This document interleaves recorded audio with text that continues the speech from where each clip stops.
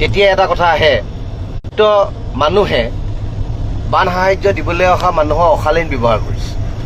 কিন্তু কথাটো জানো তেনেকুৱা হয়? প্ৰকৃতপক্ষে শিৱসাগৰৰ মানুহকেইজনে তেনেকুৱা মনোবৃত্তিৰ মানুহ হয়? এতিয়া মোৰ কথা হ'ল যে সমগ্ৰ শিৱসাগৰখন পানীত ডুব গৈ আছে।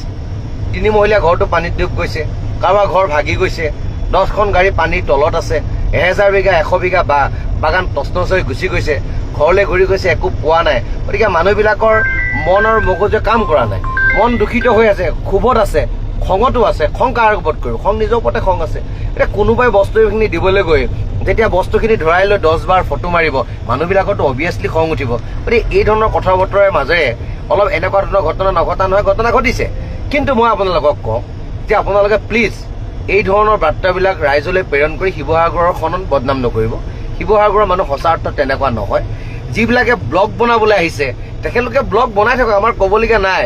কিন্তু বানপীড়িত ৰাইজক লৈ কিয় ব্লগ বনাই আছে? কি পাইছে আপোনালোকে?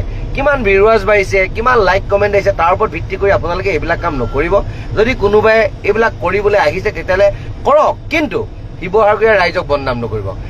1 লাখজন মানুহৰ ভিতৰত এজন মানুহে যদি ক'ৰবাত দুৰ্ব্যৱহাৰ কৰিছে, সেই ব্যক্তিজনক লৈ আপোনালোকে ইমান প্ৰচাৰ কৰিছে যেন শিৱসাগৰখনে এনেকুৱা ধৰণৰ ব্যৱহাৰ আপোনালোকক কৰিছে।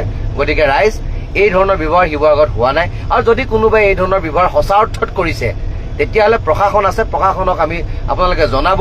টোল ফ্ৰী নাম্বাৰ আমি প্ৰশাসনক দিব কৈছোঁ, টোল ফ্ৰী নাম্বাৰ প্ৰশাসনে দিব, দি পেলানি সেই দোষীজনক কাৰায়ত্ব কৰক। কিন্তু সেইটোকে নকৰি বিনা কাৰণত, বিনা দুখত একদম কান্দি কুন্দি অৱস্থা বেয়া কৰি নিজক ইমান বেড বিহেভ কৰিলে বুলি ইমান কান্দি কুন্দি দেখাইছে যেন শিৱসাগৰে তেওঁলোকক একদম বেলেগ এটা বিহেভিয়াৰ কৰিছে। তেনেকুৱা ধৰণৰ একো হোৱা নাই। শিৱসাগৰ ৰাইজ সঁচাকৈ দুখত আছে, শিৱসাগৰ বনাইত্য ৰাইজ সঁচাকৈ তলত আছে, পানীৰ তলত আছে। আৰু মই ধন্যবাদ জনাম সকলোকে যে শিৱসাগৰ, চৰাইদেউ, যোৰহাটৰ এই দুৰ্যোগৰ সময়ত সমগ্ৰ অসমৰ মানুহে তাত উবৰি খাই পৰিছে, জাতিৰ বৰঘৰত কঁপনি উঠিছে। গতিকে সমগ্ৰ অসমৰ ৰাইজ ইয়াত উবৰি খাই পৰিছে। গতিকে সকলোকে ধন্যবাদ জনাইছোঁ। এইটো আমাৰ একতা, এইটো আমাৰ জাতীয়তাবাদ, আৰু এইটোৱে অসম আৰু অসমীয়াৰ চানেকি আৰু চিনাকি। গতিকে এই চিনাকি আৰু চানেকিত যাতে কোনো কালিমা নাহানে, কেৱল মাত্ৰ ব্লগ বনোৱাৰ নামত যাতে আপোনালোকে এইবিলাক অপপ্ৰচাৰ নকৰে, মই সকলোকে অনুৰোধ জনাইছোঁ।